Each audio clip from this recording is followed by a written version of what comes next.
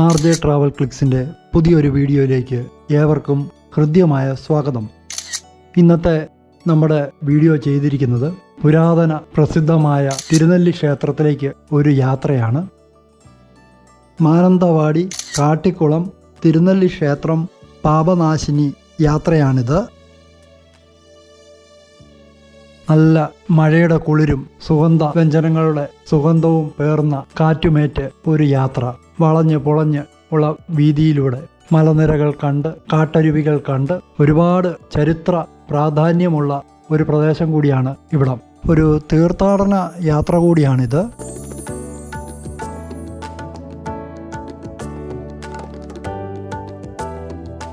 നല്ല ആരാധനാലയങ്ങളെല്ലാം ഉണ്ട്. പോകുന്ന വഴിക്ക് നല്ല കളർഫുള്ളായ അവിടുത്തെ കാലാവസ്ഥയ്ക്കും അതുപോലെ തന്നെ പ്രകൃതി ഭംഗിക്കും ഒക്കെ ഒത്തിണങ്ങിയ ആരാധനാലയങ്ങൾ നമുക്ക് പോകുന്ന വഴിക്കൊക്കെ കാണാൻ സാധിക്കും. അതിനോട് ചേർന്ന് തന്നെ നല്ല ഒരു നഴ്സറി ഗാർഡൻ ഉണ്ട്. അതിമനോഹരമായ പൂക്കളും ചെടികളും ഒക്കെ അവർ നല്ല ഭംഗിയായി അലങ്കരിച്ചിട്ടുണ്ട്. അതുമൊക്കെ കണ്ട് ഇത്തരം ധാരാളം കാഴ്ചകൾ നമുക്ക് അവിടെ ഉണ്ട്, വയനാട്ടിലുണ്ട്. അതിന് ചേർന്ന് തന്നെ വയനാടിൻ്റെ സ്വന്തം കാപ്പിത്തോട്ടം, അതിനകത്ത് കുരുമുളക് വള്ളികൾ. അപ്പോഴാണ് മറ്റൊരു കാഴ്ച, ചോളം കയറ്റി വരുന്ന ഒരു ലോറി കരിമ്പ് കൊണ്ടുപോകുന്നത് പോലെ. പക്ഷേ ഇതിനകത്തോട് ശ്രദ്ധിച്ചാൽ നമുക്ക് കാണാൻ സാധിക്കും ചോളം. അങ്ങനെ ഞാനൊരു ബസ്സിൽ ഒറ്റയ്ക്ക്, കണ്ടക്ടറും ഡ്രൈവറും ഉണ്ട്, ഞാൻ മാത്രം. പലരും ഇന്ന് പറയുന്ന കേൾക്കാം, ബസ്സുകാർക്ക് ലാഭമില്ലാഞ്ഞിട്ടാണോ പുതിയ പുതിയ ബസ്സുകൾ ഇറക്കുന്നതെന്ന്. അപ്പോൾ ഈ ബസ്സിൽ ഞാൻ ഒറ്റയ്ക്കേ ഉള്ളൂ. അതുകൊണ്ട് ഞാൻ ശരിക്കും അത് എൻജോയ് ചെയ്തു, അത് വേറെ കാര്യം. എങ്കിലും നിങ്ങളൊന്ന് ഓർത്തോണം, ഒരു ട്രിപ്പിന് ഒരേ ഒരു യാത്രക്കാരനാണ് ഉള്ളത്.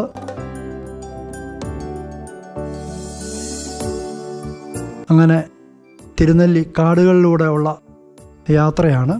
മാനന്തവാടിയിൽ നിന്ന് തിരുനെല്ലിയിലേക്ക് 24.6 കിലോമീറ്ററാണ് ഉള്ളത്. അത് മുഴുവൻ അല്ലെങ്കിൽ 90% വനമേഖലയാണ്. സ്വകാര്യ വ്യക്തികളുടെ തോട്ടമൊക്കെ ഉണ്ട് ഇടയ്ക്ക്, ഇല്ലെന്നല്ല.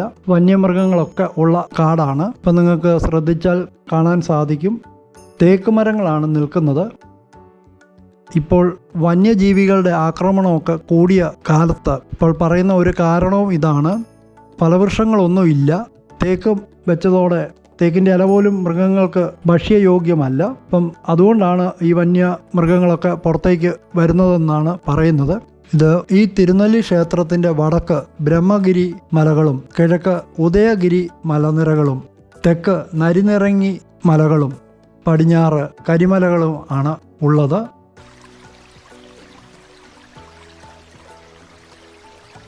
നല്ല കാട്ടരുവികൾ, ഇതെല്ലാം ഈ മൺസൂൺ കാലയളവിൻ്റെ അനുഗ്രഹമാണ്, അല്ലെ പ്ലസ് പോയിൻ്റാണ്. ഇത് നമ്മൾ സമ്മറിൽ പോയാൽ നമുക്ക് കാണാൻ സാധിക്കില്ല.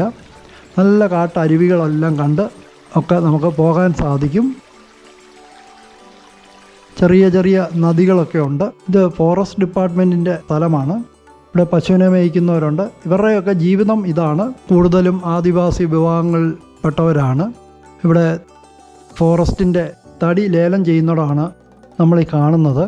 ധാരാളം തേക്കുകൾ വെച്ച് പിടിപ്പിക്കും. എന്നാൽ അതിനകത്ത് ശോഷിച്ച് നിൽക്കുന്നത് പിന്നീട് മുറിച്ചെടുക്കും. നല്ല ആരോഗ്യത്തോടെ വളരുന്ന തേക്കുകളെ അവിടെ നിർത്തുകയും ചെയ്യും. അങ്ങനെ ആ മുറിച്ചെടുക്കുന്ന തേക്ക് തടികളാണ് ഈ കാണുന്നത്. അത് ഈ കോൺട്രാക്ടേഴ്സോ അല്ലെ ഫർണിച്ചർ വർക്ക്ഷോപ്പ് ഉള്ളവരൊക്കെ വന്നത് ലേലത്തിൽ പിടിക്കുന്നതാണ്. ഇതെല്ലാം ഫോറസ്റ്റ് ജീവനക്കാരുടെ ക്വാർട്ടേഴ്സാണ്. ഇവിടെ വനശ്രീ എക്കോ ഷോപ്പ് ബേഗൂർ, ഇവിടെ കാട്ടുതേനും അങ്ങനെ ഉള്ള ഐറ്റംസൊക്കെ ഉണ്ട്. ഫോറസ്റ്റ് ഡിപ്പാർട്ട്മെൻറ്റിൻ്റെ കീഴിലാണ്.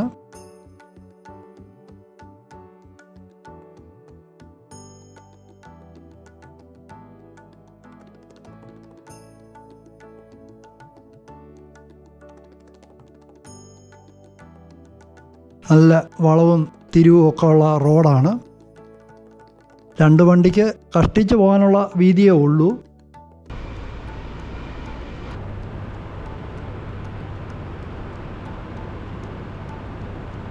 ഇവിടെ വലിയ സ്പീഡൊന്നും നമുക്ക് എടുക്കാൻ നിയമവുമില്ല. കാരണം എപ്പം വേണമെങ്കിലും വന്യജീവികൾ മുന്നിൽ പ്രത്യക്ഷപ്പെടാം. അങ്ങനെ പറഞ്ഞുകൊണ്ടിരിക്കുമ്പോൾ തന്നെ ആനകളുടെ സ്വതന്ത്ര വിഹാരത്തെ തടസ്സപ്പെടുത്തരുതെന്നൊക്കെ ഉള്ള ബോർഡ് നമ്മൾ സ്കൂളിനൊക്കെ സമീപത്ത് കാണുന്ന പോലെയാണ്. ഡ്രൈവ് സ്ലോ, ആനത്താര എന്നാണ് ഇനി പറയുന്നത്. അതായത് ആന കൂട്ടമായിട്ട് റോഡ് ക്രോസ് ചെയ്യുന്നിടമൊക്കെയാണ്. ഇത്തരം ഒരുപാട് ബോർഡുകളുണ്ട്. ഒന്ന് മാത്രമേ ഞാൻ വീഡിയോയിൽ ഉൾപ്പെടുത്തിയെന്നേ ഉള്ളൂ. നല്ല മലനിരകളൊക്കെ കണ്ടുള്ള ഒരു യാത്രയാണ്. ഇവിടെ സ്കൂൾ കുട്ടികളാണെന്ന് തോന്നുന്നു. അവരാടിനെ മേയ്ക്കുന്നു, അല്ലെ അതിനുള്ള പ്രായമേ അവർക്കുള്ളൂ. ഇത് ഈ തിരുനെല്ലി ക്ഷേത്രത്തിൻ്റെ വടക്ക് ബ്രഹ്മഗിരി മലകളും കിഴക്ക് ഉദയഗിരി മലനിരകളും തെക്ക് നരിനിറങ്ങി മലകളും പടിഞ്ഞാറ് കരിമലകളും ആണ് ഉള്ളത്. ഈ ഇത്രയും 4 ചുറ്റും മലനിരകളുടെ ഇടയിൽ ഉള്ള ഒരു കാനന ക്ഷേത്രമാണ് തിരുനെല്ലി ക്ഷേത്രം. വളരെ വ്യത്യസ്തമായ അനുഭവം നമുക്ക് സമ്മാനിക്കുന്ന ഒരു യാത്രയാണ്. ഒരു തീർത്ഥാടന യാത്ര കൂടിയാണിത്.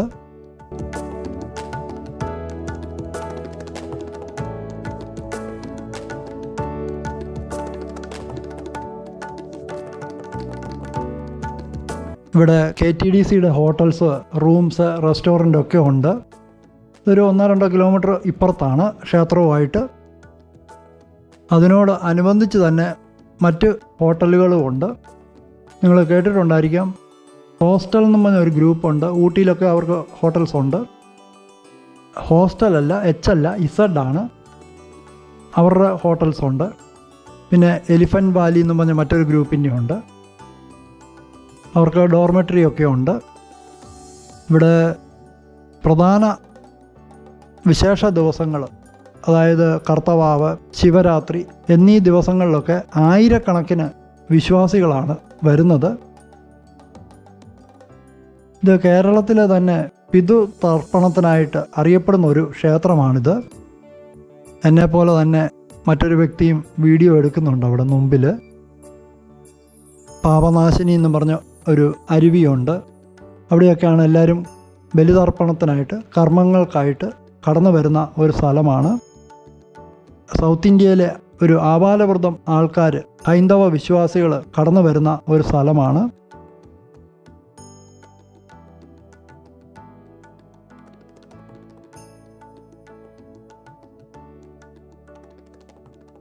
ചെറിയ കെട്ടിടങ്ങളൊക്കെ നമുക്ക് കാണാൻ സാധിക്കും. ചെറിയ 2 നില കെട്ടിടങ്ങൾ. എനിക്ക് തോന്നുന്നില്ല ഇപ്പോഴത്തെ കാലത്ത് അങ്ങനെയുള്ളതിനൊന്നും പുതിയതായിട്ട് പണിയാൻ ലൈസൻസ് കൊടുക്കുമെന്ന്. നല്ല ഗ്രാമഭംഗി എല്ലാം ആസ്വദിച്ച് നമുക്ക് പോകാൻ സാധിക്കും. ഇവിടെ ഒരു ബോർഡുണ്ട്, ബേഗൂർ തിരുനെല്ലി റോഡ് 13 കിലോമീറ്ററും 100 മീറ്ററും. അങ്ങനെ നമ്മൾ തിരുനെല്ലി അമ്പലത്തിൻ്റെ അവിടെ എത്തി. അപ്പം നമ്മളെ കാത്ത് ഒരു കുഞ്ഞുവാവ ഇരിപ്പുണ്ട്. വലിയൊരു രസം എന്താണെന്ന് വെച്ചാൽ, ഞാൻ ഇവൻ്റെ വീഡിയോ ഒക്കെ എടുത്തുകൊണ്ട് പോയി. തിരിച്ചു വരുമ്പം ഇവൻ്റെ ബന്ധുമിത്രാദികളെല്ലാം അവിടെ എന്നെ കാത്ത് നിൽപ്പുണ്ട്. ഏതായാലും ഒന്നും ചെയ്തില്ല. ഞാൻ നമ്മുടെ വീഡിയോയുടെ അവസാനം അത് ചേർത്തിട്ടുണ്ട്. ഇവിടെ പ്രധാന ജംഗ്ഷനിലെ കാഴ്ചയാണ്. ഇവിടെ നിന്ന് മുകളിലേക്കുള്ള റോഡാണ് ക്ഷേത്രത്തിലേക്കുള്ളത്. ഇവിടെ നിങ്ങൾക്ക് കാണാം ഇടതുവശത്ത് ധാരാളം തെങ്ങും തൈകളൊക്കെ നിൽക്കുന്നത്.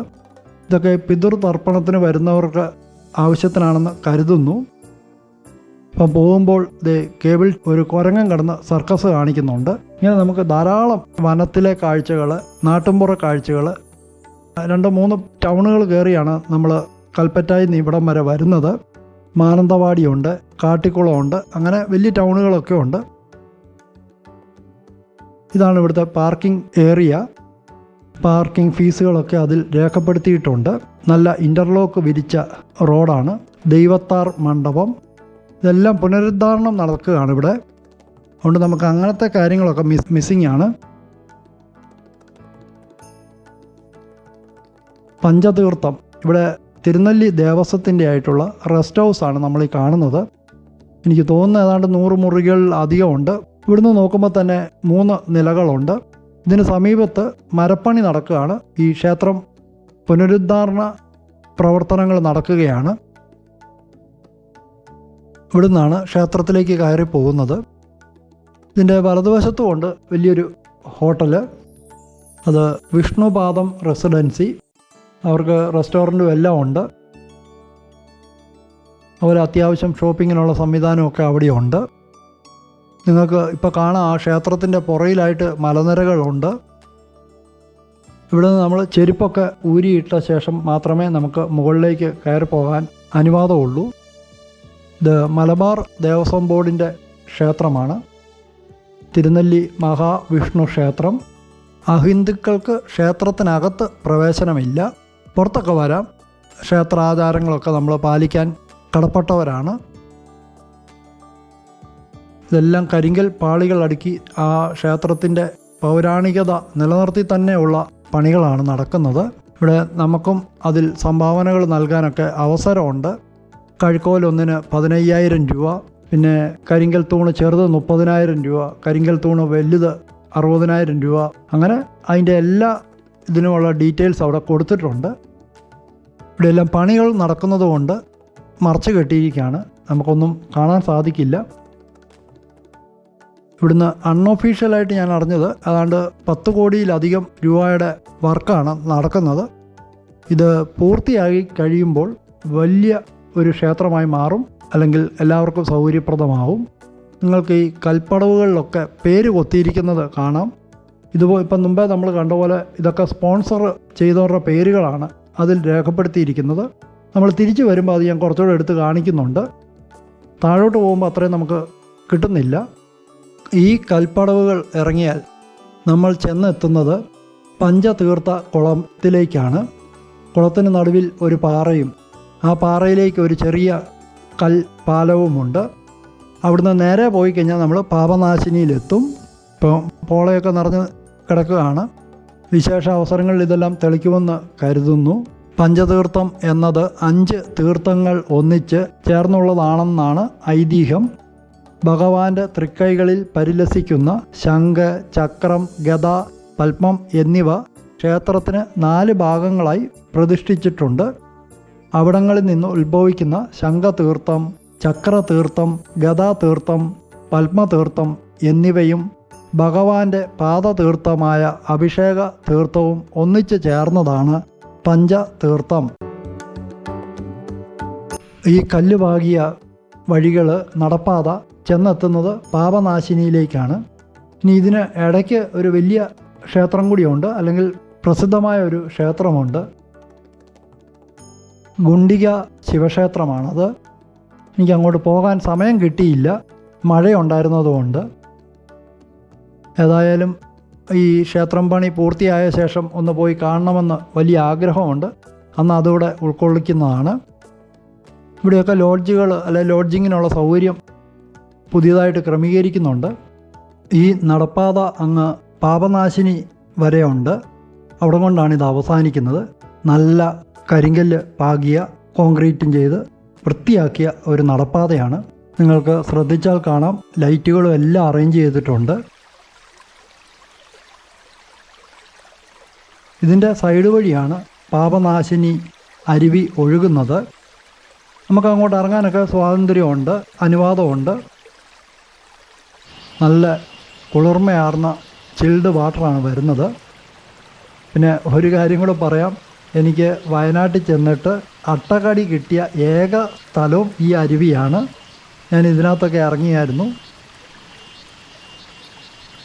ഇവിടെയൊക്കെ ഈ വലിയ തിരക്കുള്ള ദിവസങ്ങളിൽ, ഇവിടെ ഞാനൊന്ന് സൂചിപ്പിച്ചായിരുന്നു, ശിവരാത്രി, അല്ലെ കർക്കിടകത്തിലെ കർത്തവാവ് എന്നീ ദിനങ്ങളിൽ ഇവിടെ ആയിരക്കണക്കിന് വിശ്വാസികളാണ് പിതൃ തർപ്പണത്തിനായിട്ട് കടന്നു വരുന്നത്.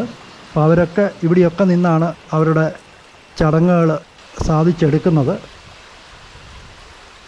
ഇനി ഇവിടുന്ന് അങ്ങോട്ട് നല്ല കടുപ്പമേറിയ റോഡാണ്. നമ്മൾ മുമ്പേ വന്ന അത്രയും സ്മൂത്തല്ല, പക്ഷേ പ്രായമുള്ളവർക്കൊക്കെ നടക്കാൻ, ആരോഗ്യമുള്ളവർക്കൊക്കെ സൗകര്യപ്രദമാണ്. വലിയ പാറകളാണ്.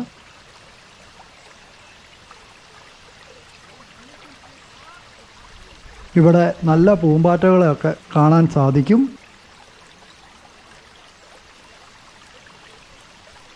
നല്ല കാനന ഭംഗിയുള്ള ഒരു സ്ഥലം, പോരാത്തതിന് ആത്മീയ അന്തരീക്ഷവും. ഇപ്പം പിൽഗ്രീം ടൂറിസം വലിയ രീതിയിൽ വളർന്നു വരുന്ന ഒരു കാലഘട്ടമാണല്ലോ. അപ്പോൾ ഇതൊരു വലിയ മുതൽക്കൂട്ടാണ് കേരളത്തിന്, വയനാടിന്. ഇതാണ് പാപനാശിനി. ഇവിടെ ആ നമുക്ക് അല്ലെങ്കിൽ സഞ്ചാരികൾക്ക് പോകാൻ സാധിക്കുന്ന അവസാനത്തെ പോയിൻ്റ്. ഇവിടെ ഇറങ്ങിയാണ് വിശ്വാസികൾ തങ്ങളുടെ ചടങ്ങുകളും ആചാരങ്ങളും ഒക്കെ അനുഷ്ഠിക്കുന്നത്. ഞാൻ ഇറങ്ങിയില്ല, പക്ഷേ ഒരു അരയറ്റം വെള്ളമോളം തോന്നുന്നു കണ്ടിട്ട്. ഇവിടെ ഇറങ്ങാനൊക്കെ കവുങ്ങുമൊക്കെ പിടിക്കാനായിട്ട് അവർ വെച്ചിട്ടുണ്ട്. ആ കാട്ടിൽ നിന്ന് വരുന്ന അരുവിയാണ്. അവിടെ ഒരു ചെറിയ ചെക്ക് ഡാം കൊടുത്ത് ആ വെള്ളം ഇതിലേക്ക് വന്നാണ് പോരുന്നത്. എന്നിട്ട് ഈ വെള്ളം ആണ് താഴേക്ക് അരുവി ആയിട്ട് ഒഴുകി പോകുന്നത്. അതങ്ങ് ചെന്ന് കാളിന്തി നദി എന്നാണ് ഇവിടെയുള്ളവർ പറയുന്നത്. പക്ഷേ കബനി നദിയിലാണ് ചേരുന്നതെന്നാണ് ഇവിടുത്തെ ജനങ്ങൾ പറഞ്ഞത്. രണ്ടും ഒന്ന് തന്നെയാണ്. കബനി നദിക്ക് ഈ ഭാഗത്ത് കാളിന്തി നദി എന്നാണ് പറയുന്നത്.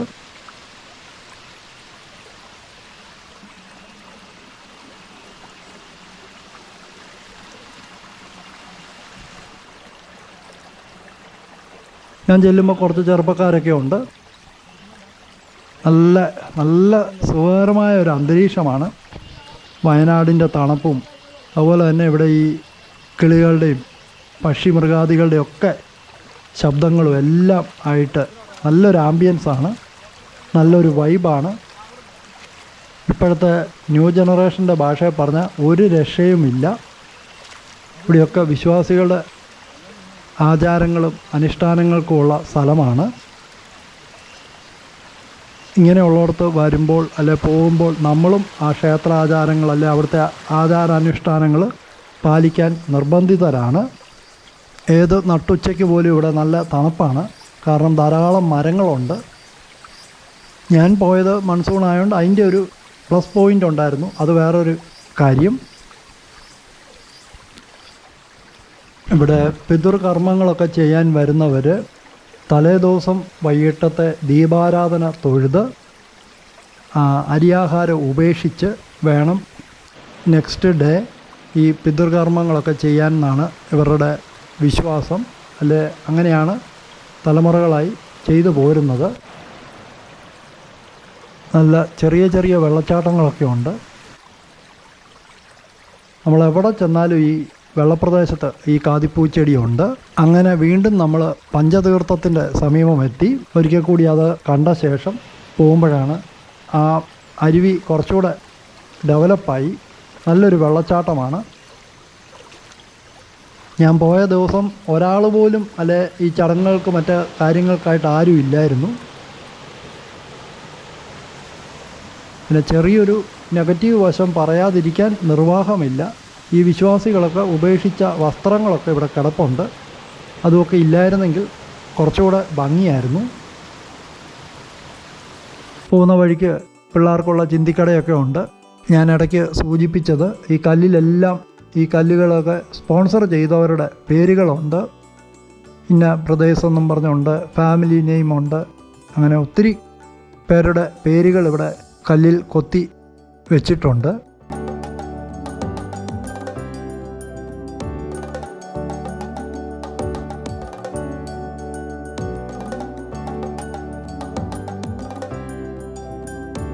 ഇത് KS ലക്ഷ്മി. നമ്മളറിയുന്നത് KS ചിത്രയാണ്. അങ്ങനെ ക്ഷേത്രം പുനരുദ്ധാരണ പണികളൊക്കെ ആയതുകൊണ്ട് നമുക്കവിടെ അധികം കാഴ്ചകളൊന്നും ഇല്ല. ഞാൻ തിരികെ ഇറങ്ങുകയാണ്.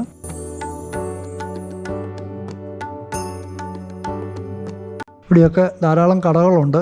എല്ലാ ടൂറിസ്റ്റ് സെൻറ്ററുകളും പോലെ ഇവിടെ ഹോട്ടലുകളുണ്ട്, റെസ്റ്റോറൻ്റുണ്ട്, എല്ലാം ഉണ്ട്.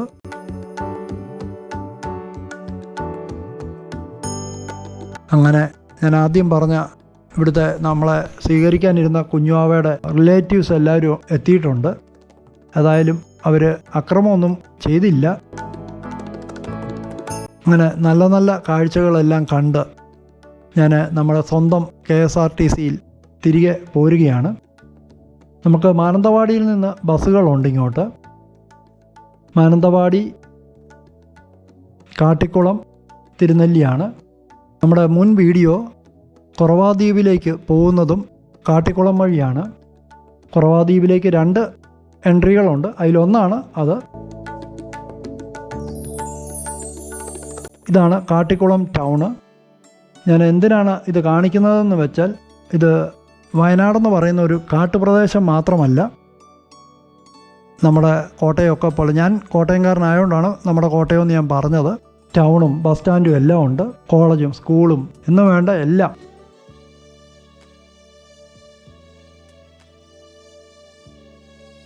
ഇപ്പോൾ നമ്മൾ കാണുന്നത് മാനന്തവാടിയാണ്. ഇത് വലിയൊരു ടൗണാണ്.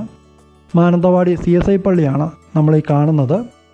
അതിൻ്റെ പുരാതന ദേവാലയം അതിനോട് ചേർന്ന് തന്നെ ജീർണാവസ്ഥയിൽ കാണാൻ സാധിക്കും. പുതിയ പള്ളിയാണ് നമ്മൾ ആ കാണുന്ന വലിയ കുരിശൊക്കെ.